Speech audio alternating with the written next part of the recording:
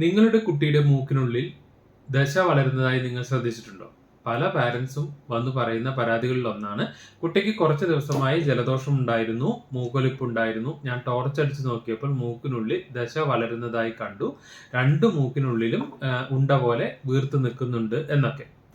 മൂക്കിനുള്ളിൽ ഉള്ള ഒരു ബോണി സ്ട്രക്ചറാണ് നേസൽ കോൺഗേ അല്ലെങ്കിൽ ടെർബിനേറ്റ് എന്നൊക്കെ പറയപ്പെടുന്ന ഒരു ഭാഗം. ഇത് നമ്മൾ മൂക്കിലൂടെ ശ്വാസം എടുക്കുന്ന സമയത്ത് മൂക്കിന് എടുക്കുന്ന വായുവിന് ആവശ്യത്തിനുള്ള ചൂടും മോയ്സ്ചറൊക്കെ നൽകാനുള്ള ഒരു സംവിധാനമാണ്. ഇത് സ്ഥിരമായി ജലദോഷം, മൂക്കടപ്പൊക്കെ ഉള്ള കുട്ടികളിൽ അത് വീർത്ത് നിൽക്കാനുള്ള സാധ്യതയും പുറത്ത് നമ്മൾ ടോർച്ച് അടിച്ച് നോക്കിയാൽ ഒരു ഉണ്ട പോലെ രണ്ട് സൈഡിലും കാണാനൊക്കെ സാധിക്കുകയും ചെയ്യും. ഇത് പലരും നേസൽ പോളിപ്പായി തെറ്റിദ്ധരിക്കാറും ഉണ്ട്. കുട്ടികളിൽ നേസൽ പോളിപ്പ് വളരെ അപൂർവമാണ്. അതുപോലെ തന്നെ നേസൽ പോളിപ്പ് പലപ്പോഴും നമുക്ക് പുറത്തുനിന്ന് ടോർച്ചടിച്ച് നോക്കിയാൽ കൃത്യമായി കാണാൻ സാധിക്കുകയുമില്ല.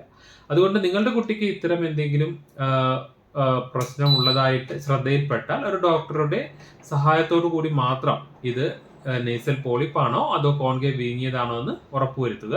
ഇനി രണ്ടായാലും ഹോമിയോപ്പതിയിൽ കൃത്യമായ ചികിത്സയിലൂടെ തന്നെ ഇത് മാറ്റിയെടുക്കാൻ സാധിക്കുകയും ചെയ്യും.